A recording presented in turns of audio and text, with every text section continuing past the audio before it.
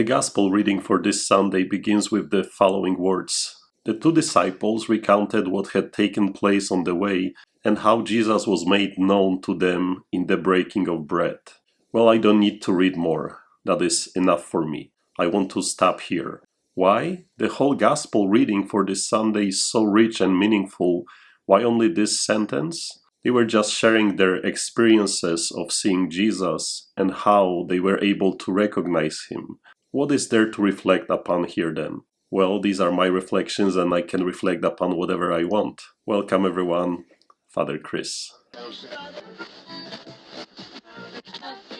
Well, being serious now, I think that this first sentence from the Gospel reading is very meaningful, at least to me. It tells me what is happening to this first community, this first church after experiencing Christ after his resurrection.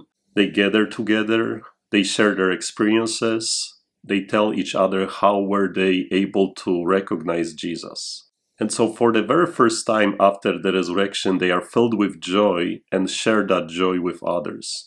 And this is exactly what they should be doing. What we should be doing too, right? Not sure about you, but I personally don't like talking to strangers.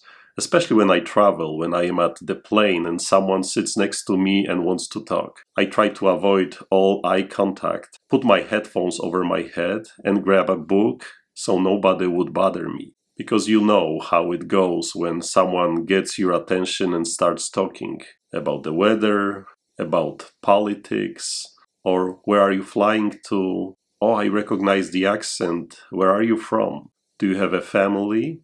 Oh, you are a Catholic priest? How interesting. So what do you think about our Pope? How about church teaching on this or that? You know what I mean. I just don't like to be bothered.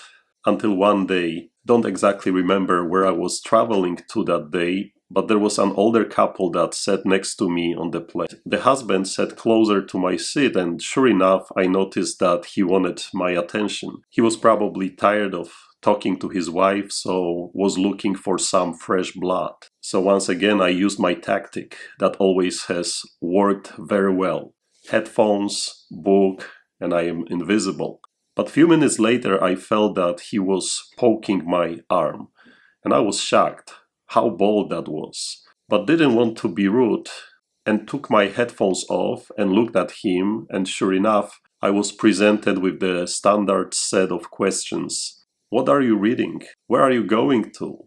Where are you from? Oh, you are from Poland? We always wanted to visit Poland. What do you do for a living?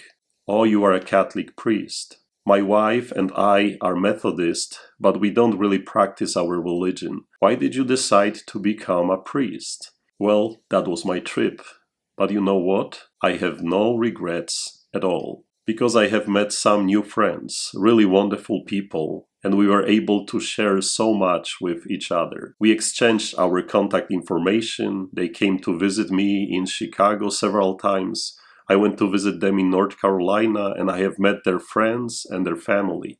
Unfortunately, he got sick and died a few years ago, but because of his determination to talk to me on that plane, we developed a great friendship and a long-lasting relationship. Because of his boldness on that plane, they started going to a Catholic church for Mass each Sunday. And today, when I have read the first sentence from the Gospel, the two disciples recounted what had taken place on the way and how Jesus was made known to them in the breaking of bread. I understand how important it is to be open to others, to be able to talk, to share experiences, especially the experience of knowing the resurrected Jesus. We have met Christ, we have recognized him in the breaking of the bread in the Eucharist. Now we need to joyfully introduce him to others. Not to leave the church on each Sunday and avoid all eye contact with a stranger, but like the disciples, talk about meeting and knowing him. Who knows, maybe because of that, someone else will meet the Lord too. So,